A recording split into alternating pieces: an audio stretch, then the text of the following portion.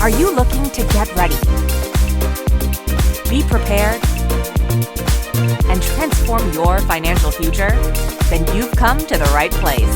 This is the Get Ready Money Podcast with Tony Stewart, where Tony has insightful conversations with financial experts who are changing the way we think about money. Catch up on the latest financial trends and hear practical advice from Tony and his expert guests so you can build healthy habits that work. Be empowered with tips for implementing small changes that can have a big impact on your financial future. So sit back and get ready to hear from today's guest. Welcome to the Get Ready Money Podcast, changing the way we think about money.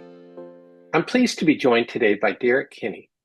Derrick is the author of Good Money Revolution and founder of Success for Advisors.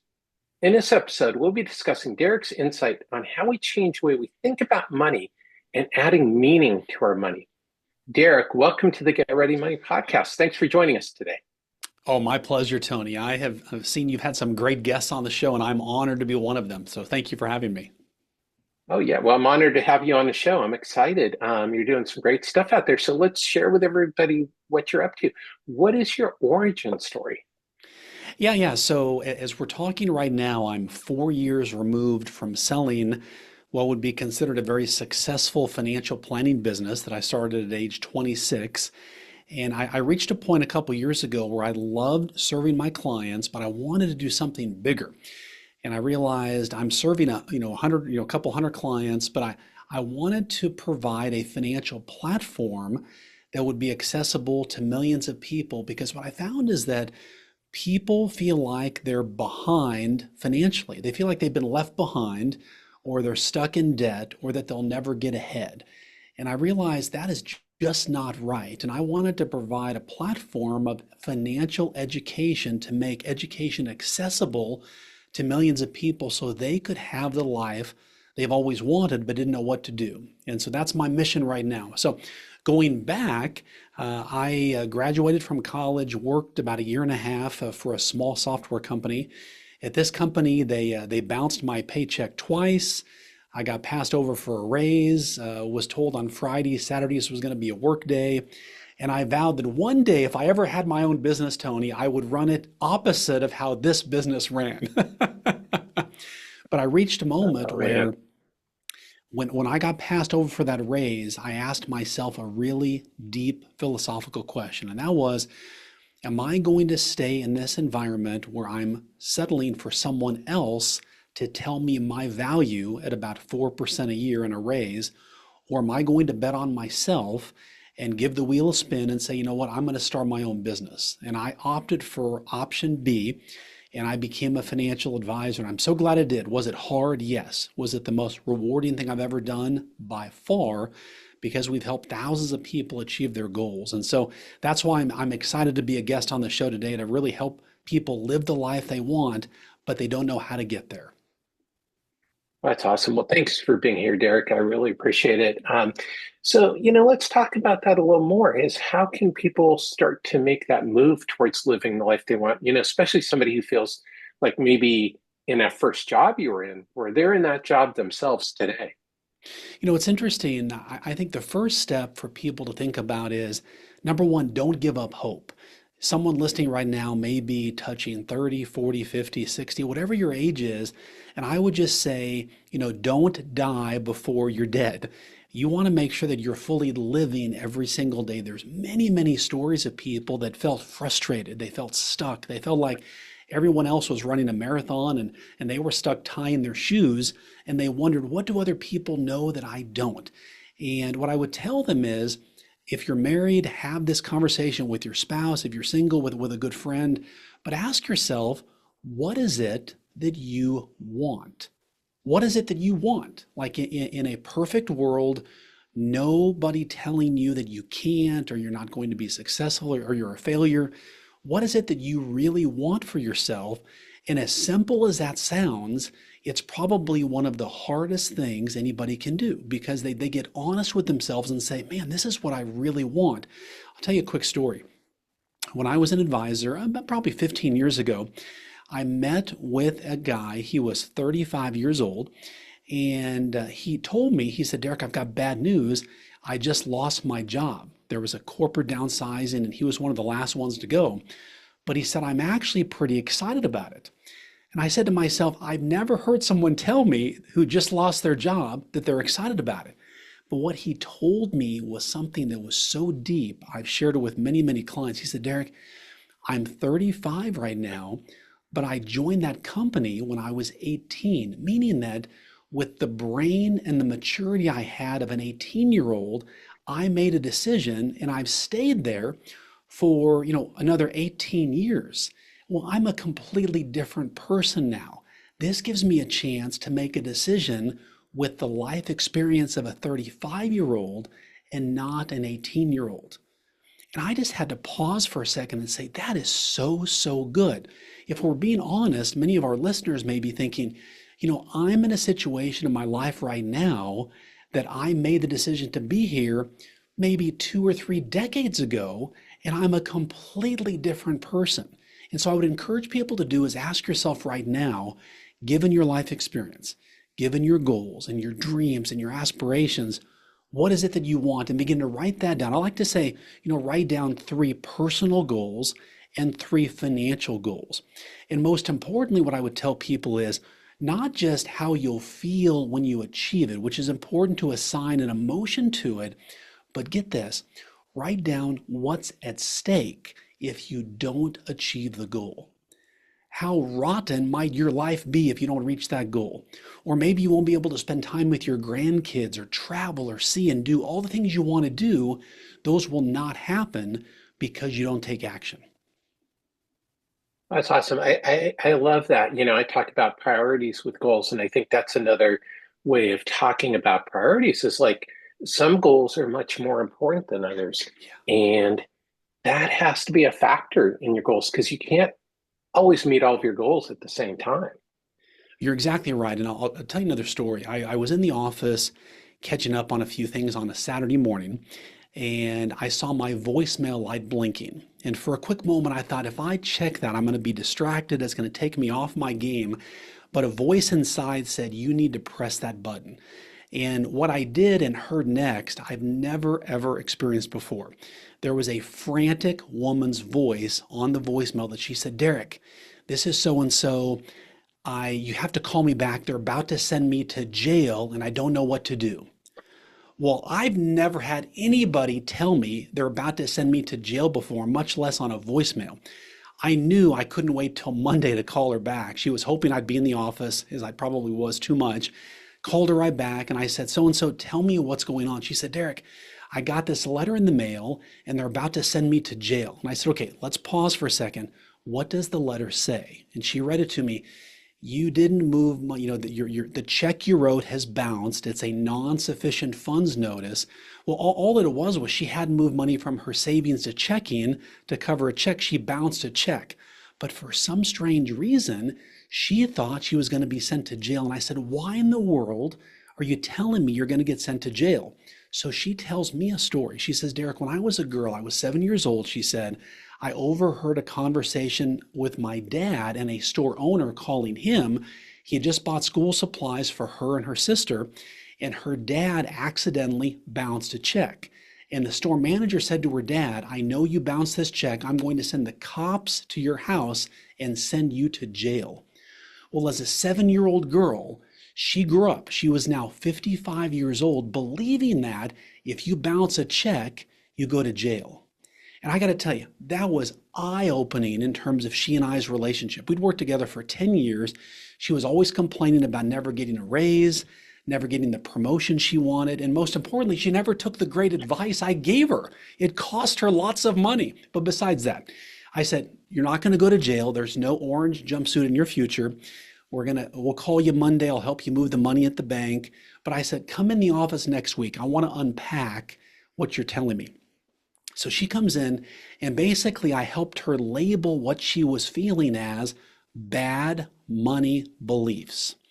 She'd heard that term but didn't know how it impacted her. And I said, ever since you were 7 years old, you've believed that if you make a mistake, you bounce a check, you do something and it's wrong, you're going to get punished. And what she realized was that was exactly right. And when she left the office that day, she said it was so freeing for her to feel like she didn't have to live under this weight of these beliefs she had. Well, what happened next, Tony, was shocking. Within 6 months, she got a $15,000 a year raise. She got a promotion to the level she wanted, but most importantly, and I say this jokingly, she began to take my advice because she wasn't worried about risk. What that taught me was even people who look successful on the outside, oftentimes they are wilting and feeling the weight of not wanting to make a financial mistake. Or they've been told that they're not good with money, or they've made a bad decision in the past that they feel like, I don't want to be embarrassed by making another bad decision. And all of those things hold people back. They can't achieve the goals they want when they're second guessing everything they do. So first of all, when you set goals, but also ask yourself, what is my relationship with money? Is it the neighbor I'd love to hang out with, or is it one I wish moved next door to me and I hope they move away soon? You want to make sure that the bad money beliefs are the neighbor that we don't spend a whole lot of time with. Yeah. No, what you said so much here, Derek, but I think, you and I were talking a lot about this pre-show, and watchers and listeners have heard other guests talking about this, is that it's really, a lot is our money stories, our experiences around money, our culture around money, that so many of these things come into play, and that, for the advisors and insurance agents out there in the audience, is you have to talk to your clients about these things. It's like once you were able to unpack that, it completely changed the dimension of your relationship with the client and took it to a whole other level where I bet your client was also very grateful to you and your firm. Well, it was, and it was interesting because it gave me an insight, and not just to other female clients I've got, but all of my clients. And I began to ask them deeper questions. I've always been a good question asker. I find I learn more by asking questions and by telling people things. And with her, it really taught me that, most people on the outside thought of her as highly regarded, highly respected, but here she was like this wilting flower on the inside.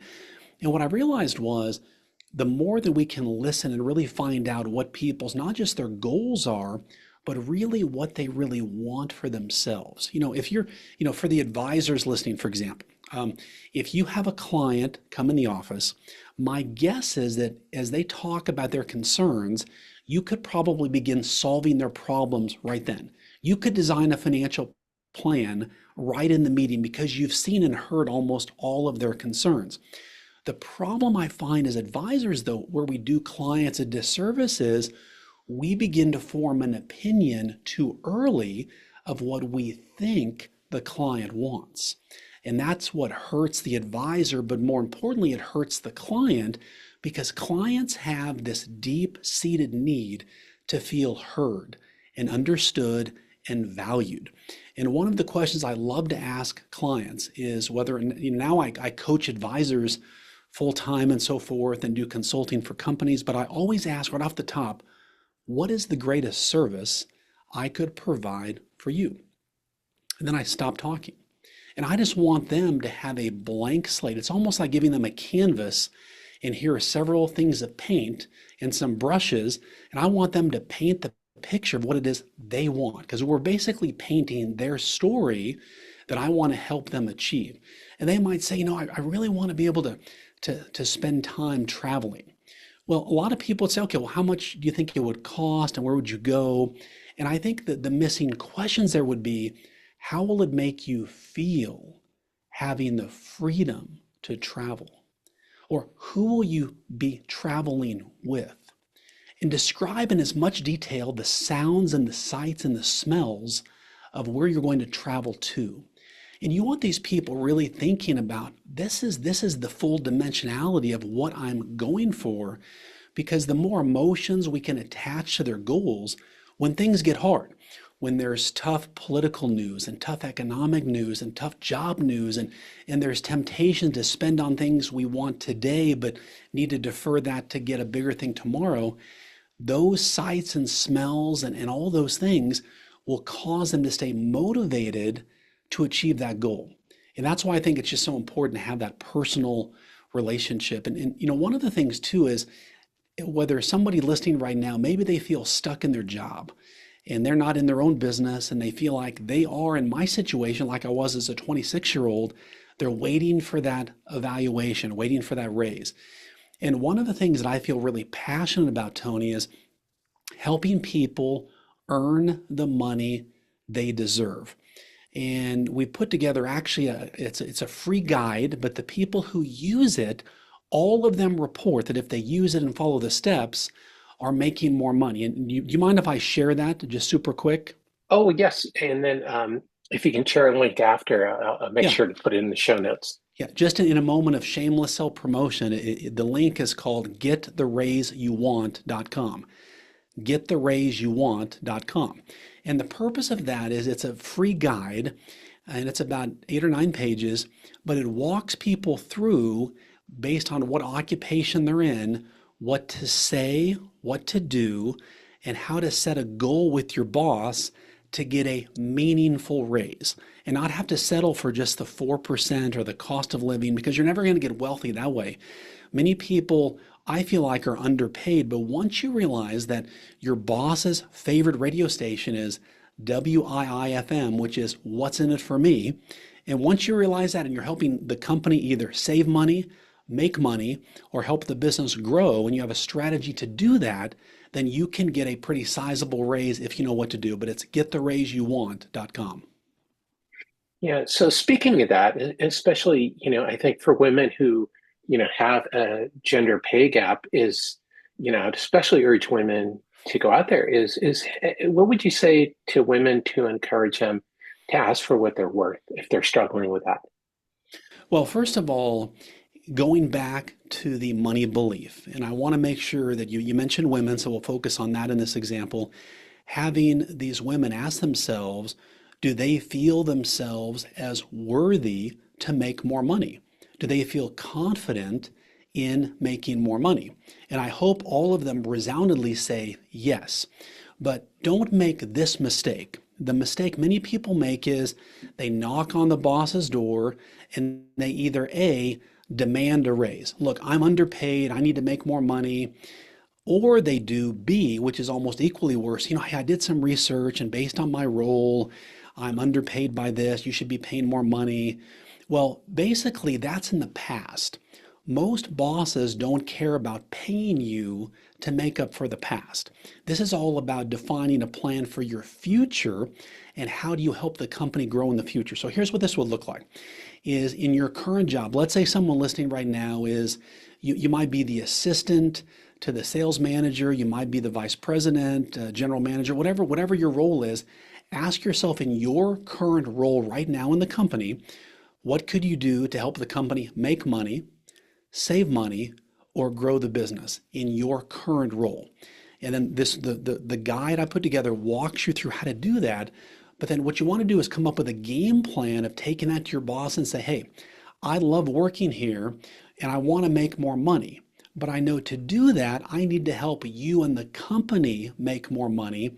Here's an action plan I've put together, and I want to review this with you. Well, first of all, your boss will have never heard that before because nobody ever thinks like an entrepreneur inside of their company. You're going to stand out just for that. But B, most importantly, you and your boss are going to walk through this and say, look, here are these ideas. Tell me how you feel about these ideas. And whatever they say, you might say back, let's do this. I want to test this for a month. Let's work on this. And after a month or 60 days or 90 days, whatever it is that the boss is comfortable with, at that point, then I want to talk about a prearranged salary increase. So that way it's set. Now you know, here's the goal I'm working toward, and they know you're going to be working toward this, and then you're going to be setting up a review with your boss probably every week or every 2 weeks to review your progress. So what happens out of this is there's a game plan, you're communicating more with your boss, deepening that relationship, and even if you don't achieve all the goals, they will know how serious you are, and you just become a more valued person on the team. So whether you're female or male is irregardless. The key is I believe everyone should have the ability to earn what they deserve. But the key is when you're helping the company first and they recognize that, then they want to help you. Because let's say for example, you find a way to make the company an extra $10,000. Well, a smart business owner or boss will say, well, sure, I'll give you 5% of that or 10% of that, because every dollar you're making us, we're giving you a dime or 20 cents. That is really, really good ROI. That's awesome. And I think you said something there that we should stress. Everyone should get paid what they're worth. And I think the other thing you said that I think is super important, and I know I've used this in past employer situations, is you have to talk about how it's going to benefit the employer. Everybody in any kind of human transaction always wants to know what's in it for them. That's right. As you mentioned, and that's amazing advice. So Derrick, I wanted to run through some of the, what I call the get ready questions, which are those I ask every guest. The first one is, what basic money concept do you wish people knew? I think the basic concept, and this is, I'll always like to keep things simple with my clients when I have my practice, but investing rule number one is follow consumer behavior. So many people don't feel like they're confident as an investor. And I would tell them with teaching their kids, with investing for themselves, do one of two things. Ask yourself, what products or services do I like? I'll ask this when I speak at high schools. I'll ask the students, hey, what types of shoes or shirts or phones do you like? Apple, Adidas, Nike, whatever it is. I said, well, do you think that if you like those brands, that other teenagers around the world like them as well? And they all say yes. Well, so let's buy a stock in one of those companies. And I'll say the same thing to adults. For example, this is one that might cut close to home to some of our listeners right now, but I'm a big fan of, for example, Novo Nordisk and Eli Lilly, big weight loss areas. And so as I see people I know that are losing weight, they appear to be having success, the way that I can best celebrate them, now this may sound funny, Tony, is I give them a high five, then I go buy the stock, okay? That way I'm making money as I'm celebrating them losing weight. Or I might go buy some NVIDIA stock because I love AI. I mean, all of these are examples. And again, check with your advisor about what's appropriate for you. But the bottom line is, when people are using products and services a lot, those are good first steps to invest. But also looking at some of the ETFs. Again, we just want to keep investing simple. The simpler it is, the more likely people will take action and actually learn to enjoy it. Yeah, 100%. That's great tips. And, I know that was a rule Peter Lynch followed. For those people who remember Peter Lynch and Fidelity Magellan, one of the most successful mutual fund managers, Yes, it as he was. talked about the same principle. Just a quick caveat for everybody watching and listening, this does not constitute investment advice. We are not making any securities recommendations. Sorry, just got to throw that out there. Yep, that's exactly right. Yeah, check with your advisor, of course. Yep. So Derrick, what is one simple thing people can do each year to set themselves up for financial success? Well, I'll tell you this question, I take this question personally. So on New Year's Eve morning, every year for the past 15 years, I have held a family goal setting meeting with my family. We have 4 kids. When we first did this, the kids would moan and groan and they probably threw stuff at me. But I would walk them through a goal setting exercise of setting one business goal, personal goal, financial goal, physical fitness goal, all those types of goals. And I had it back in their handwriting when they were younger, and we've done this now every single year. I believe the single most important thing people can do is to write goals of what they want every year. And then to supercharge that, write it on a note card like I do with my family, and keep one copy by your nightstand and one copy in the center console of your car. And the reason for that is life will come at you fast. We know that psychologists tell us that the average person experiences 3 to 4 crises per year, which seems like a lot, interrupted by the occasional emergency. So what that means is that all of our lives are like a roller coaster. We're either coming out of a crisis or about to go into one. And once you accept that that is life, it makes it more palatable. So without goals, you're simply a passenger on someone else's roller coaster. And I can't let that happen. I can't settle for that for you. By you setting goals, then you own the roller coaster and you get to own the speed at which the ride operates. That's what you deserve. Well, that's awesome. And I want to go back to how what you started out with is having a family goal setting meeting. And I urge people to have family financial meetings. Same thing is there's a couple things is, you're communicating with your significant other about your money, which is super important because that's a leading cause of divorce is money arguments, Yes. but you're also teaching your kids about money and having real financial literacy conversations. Like you said, your kids are reflecting back on their goals from prior years. So it's an important financial literacy conversation. So Derrick, what money myth are you trying to break? Oh, money myth would be that only a select few people can become wealthy. And the biggest money myth is that, well, there's a finite amount of money and I probably will not get much of it.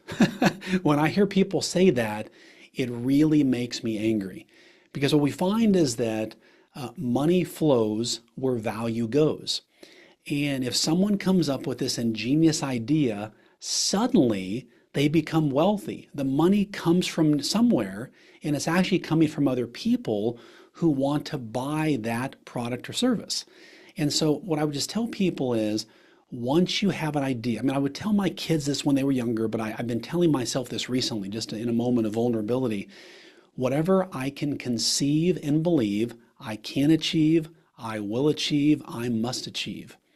And it does sound sort of cheesy on the surface, but it's a reminder of what I say to myself and what I believe dictates my future. A good friend of mine told me a story recently, and he took gymnastics lessons as a kid. And it was as he described in his words, it was this larger kind of German woman, a thick German accent. And she would say, Bill, where the head goes, the body will follow. Where the head goes, the body will follow. I thought that sounds so simple, but it's so true. I mean, obviously in gymnastics, you put your head down to tuck in for a somersault, your legs are going to flop right over. But in terms of how we live our lives as adults and with money, where your head goes, your body will follow. What you believe and what you take in and the things you read and the people you talk to will lead you to be successful and the best version of you or the one you wish you could get to and you're frustrated because you can't get there. Yeah, that's awesome advice. Is that the mindset and how you think about things is going to have a huge impact, not only on your financial life, but on the rest of your life because money is related to everything. So let's get out the time machine for a minute. What advice would you give your younger self if you could go back in time, knowing what you know now about money? Well, so growing up, I was teased a lot, Tony. Just to be honest with you, about my nose. My nose is larger than the national average, and in junior high and high school, I was they let me know about it. Okay, and it really impacted my self-esteem.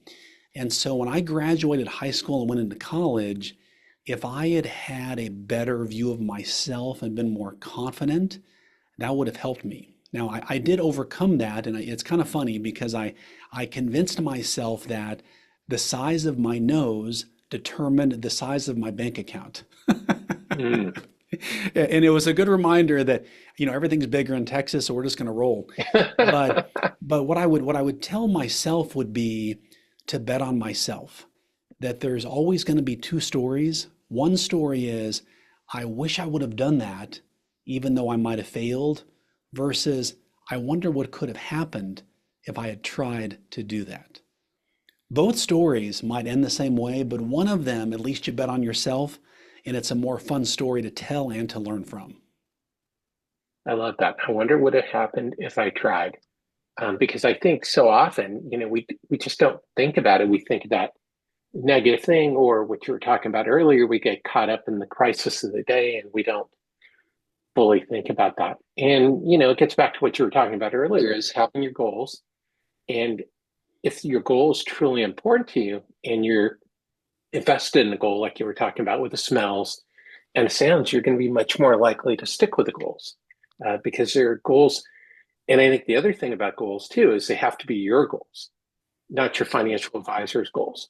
I think that's really important. And I think that gets back to what you were talking about before is advisors need to listen and not project their goals on the clients and listen to what the clients actually want to achieve. So this is awesome stuff. So Derrick, what is your favorite money resource? Whether it's a podcast, book, newsletter, app, or website, what's your number one recommendation? Well, there's a book I like, and the reason I call it a resource is it is so simple. And one of the things that holds people back, I believe, and in my experience working with clients for 25 years, is they feel like there's this secret code or this vault where all the money secrets are hidden. And unfortunately, they don't have the code to get into it. So my favorite book is called The Richest Man in Babylon by George Clason. It's a small, thin book written back, I think maybe in 1960 or so, but it's a series of fables of a guy back in old Babylon, and he's teaching money lessons throughout the book. And one of my favorite lessons is a portion of all you make is yours to keep. In other words, the principle of paying yourself first. And it also talks about risk, how the essential mantra is fortune favors the bold. You know, one of my favorite movies, it reminds me, it was a movie called Bohemian Rhapsody, a movie about the rock group Queen. And they're in this recording studio and they want to do some more riskier type of recording that other people haven't done. And the producer really squashes, he says, Derrick, he didn't say Derrick, he said to the band members, there's a formula that we follow for songs and it's a proven formula. And the band members said, look, we want to do something different. And one of their members said, fortune favors the bold. And they went on to be highly successful because they were bold. People questioned them and people made them feel misunderstood, but fortune tends to always favor the bold. Yeah, I love that. Well, I love that movie. It's a fantastic movie. Whether or not you're a big Queen fan, it's just a story. But as you point out, and the title of the movie, one of their most famous songs, Bohemian Rhapsody, is like no other song that had ever been before. And I don't think there's been any other song like it since. And didn't it, if I remember right, it took them a long time to record it just to get it right, didn't it? It did, and it didn't do well when it first came out. You know, their songs, kind of like the movie, some of your audience may recognize Shawshank Redemption. That movie was a similar vein where it came out, but it really developed more of a cult-like following years later, much like Bohemian Rhapsody did. So, and I think that's a lesson too, that sometimes the most successful ideas are not overnight successes. There's a lot of overnights until you actually achieve success on many of the best ideas. I love that. The most successful ideas are not always overnight successes. I'm making a note of that because I want to make sure I get that into the show notes for everyone. That's awesome. So Derrick, to wrap up, what is your number one tip on changing the way we think about money? I think it's important to tie a cause to your cash and to insert meaning to your money. You know, one of the things when I wrote my book, Good Money Revolution, there was this voice in culture saying money is bad. And if you have a lot of money, well, you're a bad person. Or if you want to have a lot of money, that's wrong. And I completely disagree with that. I want to tell people good money in the hands of good people gets good work done. And what we find is that so many people, and I would see this with my own clients, is they would be scrolling social media or they would see in the media or hear from different people that, if you just had $1 million or $2 million, then you're going to be happy. And we found people who would work all their lives to get to that level, thinking they would achieve what they wanted. And then they hit it one day and realized, I'm not any happier than I was before. I don't feel fulfilled at all. And I thought that is just wrong. For them to live their lives and save and scrimp and make sacrifices, hoping to achieve happiness based on a dollar amount in their bank account. And what we found was the medicine for that was to connect meaning to your money. And what I mean by that is that instead of waiting till you have in your mind a lot of money, pick a cause that you care about right now. It might be back when you were young. It could be an issue right now. And the three questions I would ask is, what's a cause you care about? What's a wrong in the world you want to right? Or what's an injustice you see that you say that's just not right? It could be in your community. It could be around the world. For me, I love investing in the lives of young people. And when I was in high school, no successful business people ever came back to my high school and gave me a glimpse of what life could be like in the real world. Okay. And I said, that's not right. I want to do something to correct that. I don't want to repeat that story. So whatever your cause is, I would encourage you to start giving some money now to that cause. Because what we find is that the joy that brings you as you're giving money to a cause, it could be $50 a month, $100 a month. The dollar amount doesn't matter. It's the fact that you're doing it and you're impacting lives now. You see, if you wait until you think you have, quote, more money, lives will not be impacted because you're waiting. There's a cost of waiting there. And what we find, and my book talks about this, is the more joy you have from giving motivates you to want to make more money. And then the more money you're making, you want to give more because of how great it makes you feel. So the point is, my goal, if you take one thing from this interview with Tony and I want that when your head hits the pillow tonight, you have lived a day of meaning, knowing that you have impacted others. People on their deathbed, all the movies depict the moment where the main character says, I wish I would have done this. I wish I would have lived differently. I don't want that for anybody listening. I want people to live a day of meaning every single day of their life. Whether you're working for someone or for yourself, when you have a cause you care about, suddenly, for some reason, giving to others takes the eye off of your own problems and makes your problems lesser because you're helping solve other people's problems. And I think it's a deep-seated need we all have to make sure that our life mattered and that we made other people's lives better because we lived. That is awesome. And that's a great way to close the show. Live a day of meaning every single day of your life. I love that.